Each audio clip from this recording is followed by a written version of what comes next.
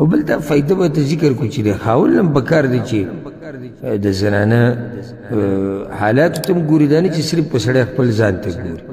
یو زنانه په مانځه ولاړه ده، الله یادوي، د یو علم درس اوري، یو کتاب ګوري، دا خو لږ وخته پورې، دا خو نه چې هغه به یو ټوله ورځ کتاب ګوري او ټوله ورځ به ذکر کوي او ټوله ورځ لمونځ کوي. یو نیم سړی هم کله ناکله د جهالت مظاهره کوي چې نه اوس په دې ټیم الا اوس دې ضروري کار دی چې هغه په هغه ټیم پکار یې جدا خبره ده.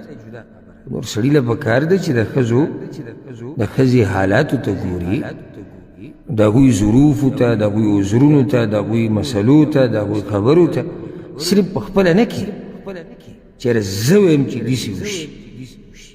او دا راته یو نصیحت وکړم،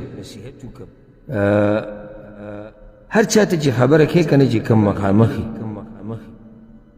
نو د هغه حالاتو ته ګوره او بیا خپل ځان په هغه ځای که که تا ته څوک داسې وایي نو څه به کېږي.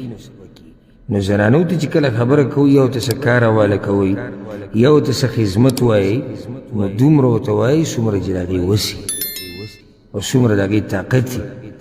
اوس یو زنانه غریبه بیماره کټ کې پرته وي، نو لازم سحر وختي او زما رور له دا او زما پلار له دا او ما له دا او بیا ماښام دا او بیا به کتو چې میخه به م ودرې او بیا غوشان او بیا لرګي او بعضو علاقو کې به لرګي به دا زیاتې ده. دومره خبره ورته کوه چې څومره د هغې په وس کې او دا خبره وس کې ده او که نه ده سره له عقل در کړی. د ځان نه هوښیار خلک جوړول پکار دي، قمقلانو کار څوک نه کوي.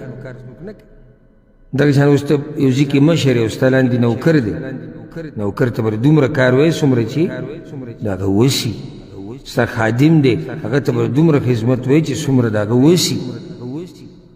الله په تا دومره بوج ږدي چې ته یې نشي اوچتولی، او هغه ستا خالق دی، ته مخلوق نو بیا ته مخلوق په مخلوق څنګه دومره بوج ږدي چې هغه اوچتولی نشي. دا یو نصیحت و دې نارینهو ته.